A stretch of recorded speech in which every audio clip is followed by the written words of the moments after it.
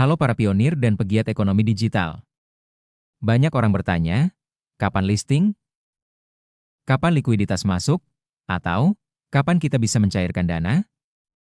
Dalam dunia kripto, kita sering dididik bahwa likuiditas atau kemudahan mengubah aset menjadi uang tunai adalah segalanya. Kita terbiasa melihat proyek yang meledak di bursa, namun menghilang hanya dalam hitungan bulan. Namun, tahukah Anda bahwa mengejar likuiditas sebelum kegunaan nyata adalah resep utama kegagalan sebuah ekonomi? Hari ini, kita akan membedah sebuah perspektif yang berbeda dan jauh lebih mendalam. Mengapa utilitas harus mendahului likuiditas? Kita akan membahas mengapa P-Network mengambil jalan yang tidak populer namun fundamental ini. Mengapa membangun pasar perdagangan sebelum membangun ekosistem belanja adalah sebuah ilusi kemajuan. Kita akan melihat bagaimana sebuah sistem ekonomi tidak diciptakan melalui suntikan dana, melainkan melalui penggunaan yang konsisten. Mari kita bedah kerangka ekonomi di balik strategi P-Network, dan mengapa disiplin ekonomi ini adalah kunci agar sebuah sistem kripto bisa bertahan selamanya, bukan sekadar ramai sesaat. Mengapa utilitas harus mendahului likuiditas? Sebuah kerangka ekonomi untuk sistem kripto yang ingin bertahan. 1. Konteks pembuka. Kesalahan umum dalam membaca pertumbuhan ekonomi digital. Dalam ekosistem kripto modern, istilah likuiditas sering diperlakukan seolah-olah ia adalah sumber kehidupan.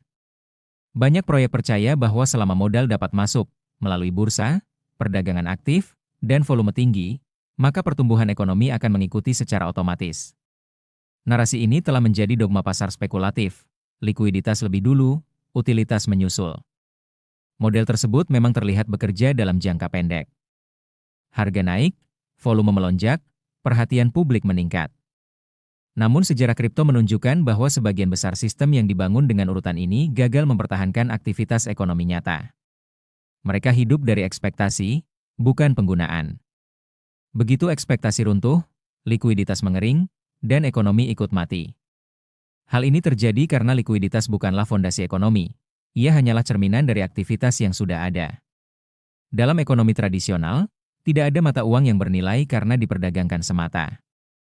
Mata uang bernilai karena digunakan untuk membayar barang dan jasa, menjadi alat pertukaran kebutuhan, diterima secara luas dalam aktivitas sehari-hari. Pasar sekunder, trading, valuta asing, derivatif, muncul setelah ekonomi primer terbentuk.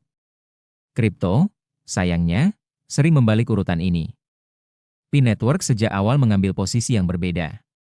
P tidak dirancang sebagai aset spekulatif yang mencari pasar. P dirancang sebagai sistem ekonomi yang mencari penggunaan. Perbedaan filosofi ini bukan kosmetik.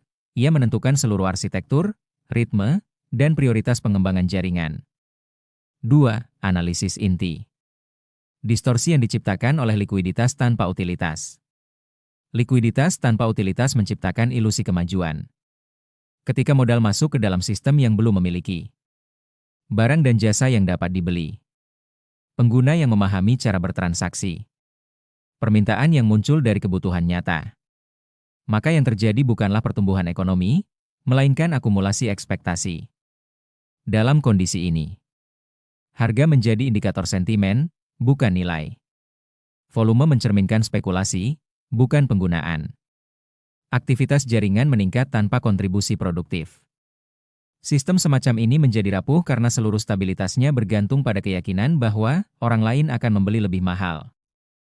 Begitu aliran modal berhenti, tidak ada aktivitas ekonomi yang menopang nilai tersebut.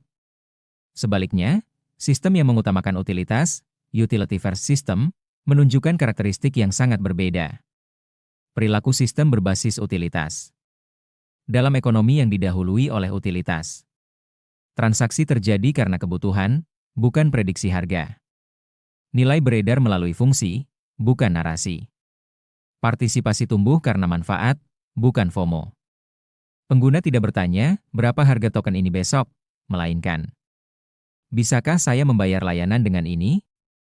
Apakah ini lebih efisien daripada alternatif? Apakah ini bisa diandalkan dalam aktivitas saya? Dalam sistem seperti ini, likuiditas tidak menciptakan permintaan.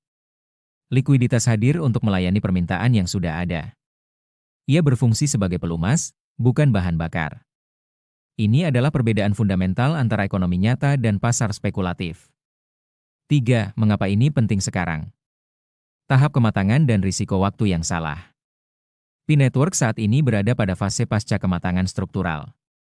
Ini berarti fondasi teknis dan sosialnya telah dibangun, dan sistem mulai beroperasi dalam konteks dunia nyata. Saat ini, P-Network telah mendukung pembayaran berbasis aplikasi, memungkinkan transaksi langsung antar pengguna. Transaksi pedagang, merchant, dalam berbagai skala. Integrasi pengembang, yang memungkinkan aplikasi menggunakan Pi sebagai alat nilai. Akuntansi ekosistem, di mana Pi digunakan sebagai unit penghitungan ekonomi internal. Ini bukan sekadar janji atau roadmap. Ini adalah realitas operasional yang sedang berlangsung. Dalam konteks ini, memperkenalkan likuiditas besar dan bebas terlalu dini membawa risiko serius. Risiko likuiditas prematur. 1. Distorsi pola penggunaan. Pengguna yang awalnya bertransaksi untuk kebutuhan nyata akan tergoda untuk menahan atau berspekulasi. Fungsi uang terganggu. 2. Masuknya perilaku tidak selaras. Spekulan jangka pendek masuk bukan untuk menggunakan sistem, tetapi untuk mengekstraksi nilai. Ini menciptakan ketegangan antara pengguna dan pedagang. 3. Guncangan referensi harga. Harga mulai ditentukan oleh pasar eksternal, bukan oleh nilai utilitas internal. Akibatnya, harga kehilangan relevansi sebagai alat ukur ekonomi. Menunda likuiditas bukanlah bentuk kelemahan atau ketidakmampuan. Dalam kerangka ekonomi matang, itu adalah strategi pengendalian risiko. 4. Apa yang harus dan tidak boleh dilakukan? Prioritas dalam ekonomi berbasis utilitas. Yang harus dilakukan. 1. Memperluas kasus penggunaan pembayaran nyata. Semakin banyak konteks di mana Pi dapat digunakan, semakin kuat permintaan organiknya. 2. Mendukung pedagang dan penyedia layanan. Pedagang adalah jembatan antara token dan dunia nyata. Tanpa mereka, utilitas berhenti di teori. 3. Menormalkan transaksi berdenominasi Pi. Harga barang dalam Pi, bukan konversi dari mata uang lain, adalah tanda ekonomi mandiri. 4. Membangun permintaan melalui kebermanfaatan. Permintaan sejati lahir dari kebutuhan, bukan dari kampanye harga. Yang tidak boleh dilakukan. 1. Memperlakukan likuiditas sebagai validasi. Volume perdagangan bukan bukti keberhasilan ekonomi. 2. Menuntut arus modal sebagai indikator kemajuan. Modal datang untuk memanfaatkan sistem yang bekerja, bukan untuk menciptakannya. 3. Membingkai kemajuan melalui metrik perdagangan. Jumlah transaksi spekulatif tidak setara dengan aktivitas ekonomi produktif. 4. Menyamakan volume dengan nilai. Volume bisa dimanipulasi. Nilai tidak. Likuiditas mengikuti kepercayaan. Kepercayaan mengikuti kebermanfaatan. 5. Wawasan akhir. Urutan yang tidak bisa dibalik.